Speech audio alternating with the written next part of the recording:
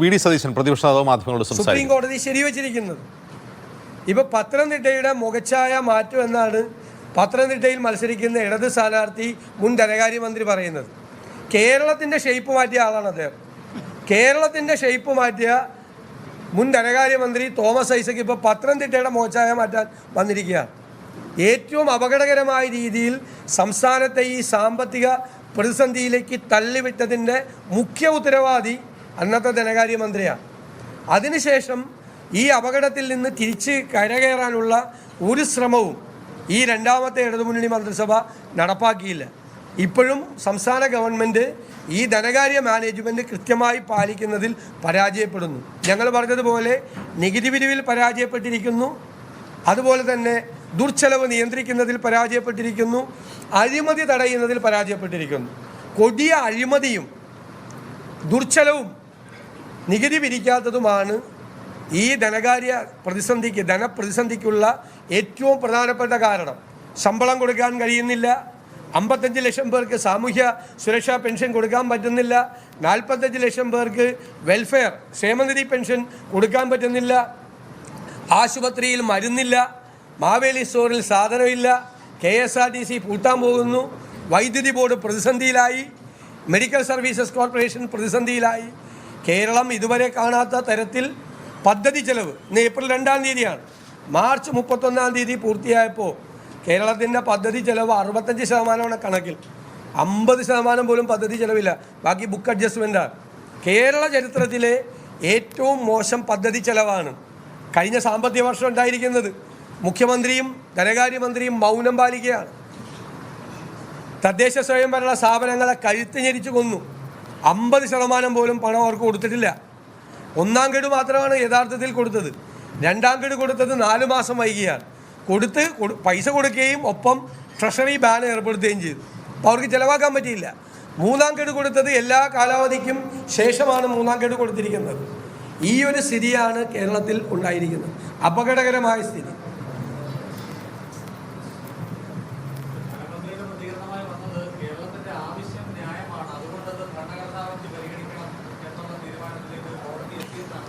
ഒറ്റ പോയിൻ്റാണ്, അതായത് 293(2) വകുപ്പ് അനുസരിച്ച് കേന്ദ്രത്തിന് അധികാരമില്ല, അതുകൊണ്ട് കൂടുതൽ കടമെടുക്കാൻ കേരളത്തെ അനുവദിക്കണമെന്നാണ് പറഞ്ഞിരിക്കുന്നത്. അത് ഇതുവരെ കോടതിയിൽ വരാത്തൊരു കേസായതുകൊണ്ട് അവർ ഭരണഘടനാ ബെഞ്ചിന് വിട്ടു എന്ന് മാത്രമേ ഉള്ളൂ. അത് അനുവദിച്ചാലുള്ള സ്ഥിതി എന്താ? എൻ്റെ ചോദ്യം അതാണ്.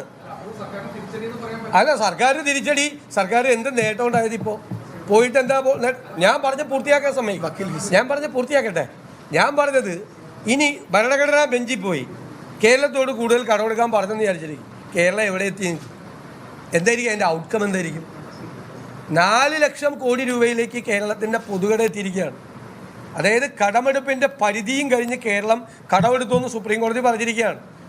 ഇനിയും കടമെടുക്കാൻ അനുവദിച്ചാൽ കേരളത്തിൻ്റെ സ്ഥിതി എന്തായിരിക്കും? ഇത് കോൺസ്റ്റിറ്റ്യൂഷണൽ ബെഞ്ച് ഇത് അനുവദിച്ചാലുള്ള സ്ഥിതി എന്തായിരിക്കും?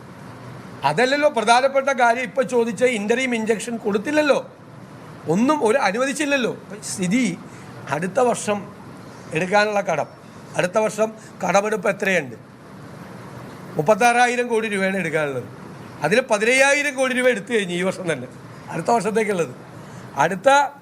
അതുപോലെ കിഫ്ബിക്ക് വേണ്ടി കടമെടുത്തത്, ബജറ്റിന് പുറത്ത് കടമെടുത്തത് ഈ കടമെടുപ്പ് പരിധിയിൽപ്പെടും. അപ്പോൾ വീണ്ടും 4,000 പോയി. അവസാനം വരുമ്പോൾ അടുത്ത 9 മാസത്തേക്ക് 6,600 കോടി രൂപ മാത്രം എടുക്കാവുന്ന സ്ഥിതിയിലേക്ക് കേരളം പോവുകയാണ്. ഗുരുതരമായ പ്രതിസന്ധിയിലേക്ക്. കടം എടുത്തു കഴിഞ്ഞാൽ കടം തിരിച്ചടയ്ക്കണ്ടേ? കടം തിരിച്ചടയ്ക്കാൻ പറ്റുന്നില്ല.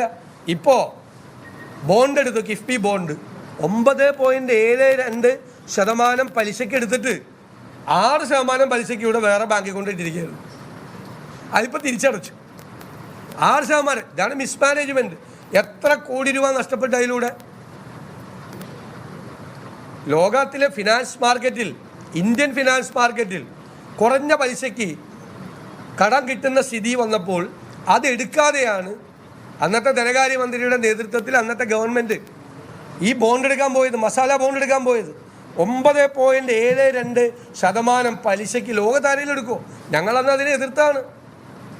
ഇന്ത്യയിൽ തന്നെ കുറഞ്ഞ പലിശയ്ക്ക് കിട്ടുമായിരുന്നു, ബോണ്ട് കിട്ടുമായിരുന്നു.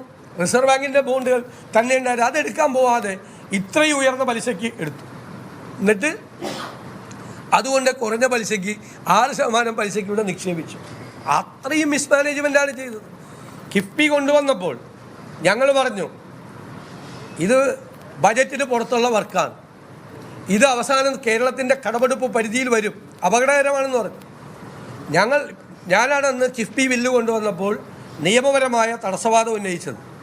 ഞങ്ങൾ ഉന്നയിച്ച് പറഞ്ഞ നിയമപരമായ തടസ്സവാദം അത് തന്നെയാണ് ഇന്നത്തെ സുപ്രീം കോടതി വിധിയിലുള്ളത്.